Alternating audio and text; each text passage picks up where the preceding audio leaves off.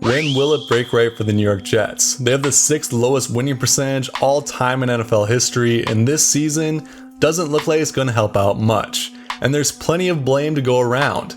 Adam Gase, Le'Veon Bell, New York Jets front office, Sam Darnold. Coming out of that 2018 draft, Darnold looked like the catch of the draft. With the Jets contending for that number 1 pick, the Jets may want to say thank you next. Hola amigos, welcome to Takes in Fuego. Today we take a look at Sam Darnold and where it all goes from here for the New York Jets. Adam Gase has been terrible for Sam Darnold. Adam Gase has been terrible for the city of New York, at least the Jets fans there. His arguments with important players, his insistence on playing personnel groupings that just don't work, the fact that he's just kind of a dick. Oh, and the winning record isn't great either. The Jets will be looking to move away from Gase at some point in time, and they will be looking to retool and rebuild in a number of ways. A puzzling trade sent away Jamal Adams, Le'Veon Bell was released, the wide receivers change every week, and across the board at every position, the Jets look to be below average. This rebuild could start at the quarterback position, as the Jets may land themselves in the number 1 draft spot, taking none other than our good friend Trevor Lawrence. Which brings us to the story of Sam Darnold, somewhat of a sad one. The New York Jets offensive line has been terrible, the defense has been terrible, and the receivers have been terrible. So you can't blame Sam Darnold exclusively for the Jets' problems, obviously. With that being said, it does seem like he may deserve some blame. Last year in 2019, the Jets were dead last in plays per drive, yards per drive, and points per drive. Hard to win a football game like that.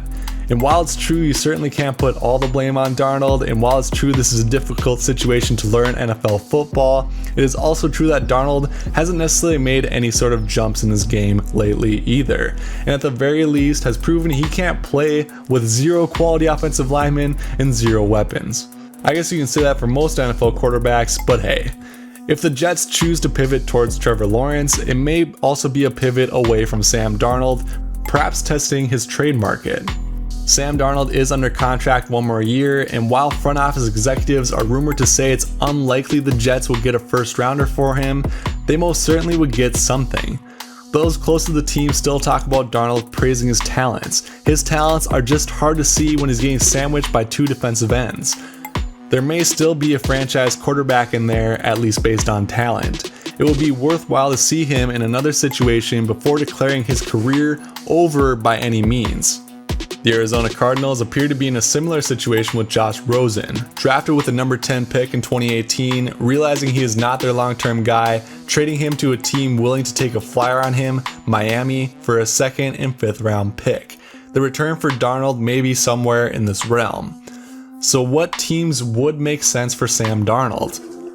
There are a lot of the bottom teams in the NFL that actually have their quarterback or want to see if their quarterback can prove that they are their quarterback.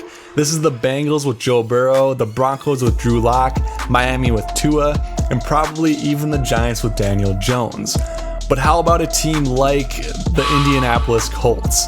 Phillip Rivers will have his 1-year deal expired at this point, and that roster is still a contending roster.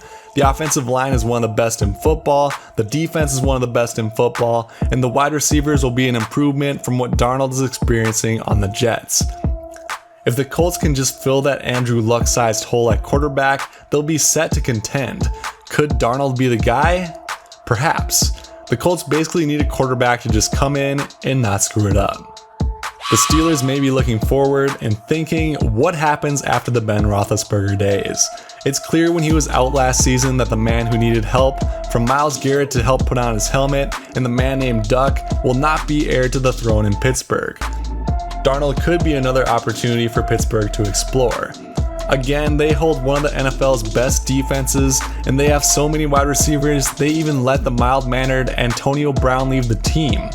Teammates said he was an excellent locker room guy. Both Juju, Claypool, James Conner, and all of the other great wide receivers the Steelers randomly find in the 6th round, learning under Roethlisberger for a year or 2 and giving the Steelers the chance to see what he's all about may be in the best interest for both parties. The Falcons have made some iffy comments about Matt Ryan and may be wondering if he was the long-term solution in Atlanta. Even if he is, Darnold could be their backup band-aid behind Ryan as he's still under contract until 2022.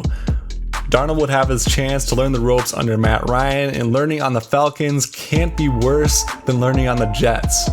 Alright Bears fans, let's just rip this band-aid off. Mitch Trubisky is bad at football and Nick Foles is shaky. Yeah, I said it. It's nothing personal. They're both good guys. But I don't see how they can really lead a championship contending team.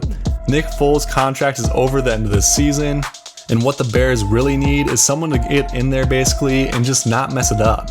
Could Darnold be that guy? Perhaps.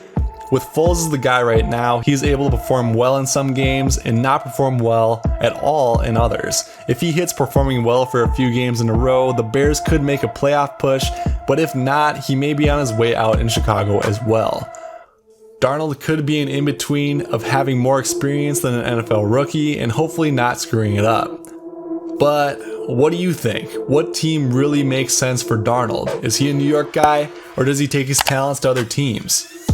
Let me know in the comments, and be sure to subscribe to Tank for Trevor.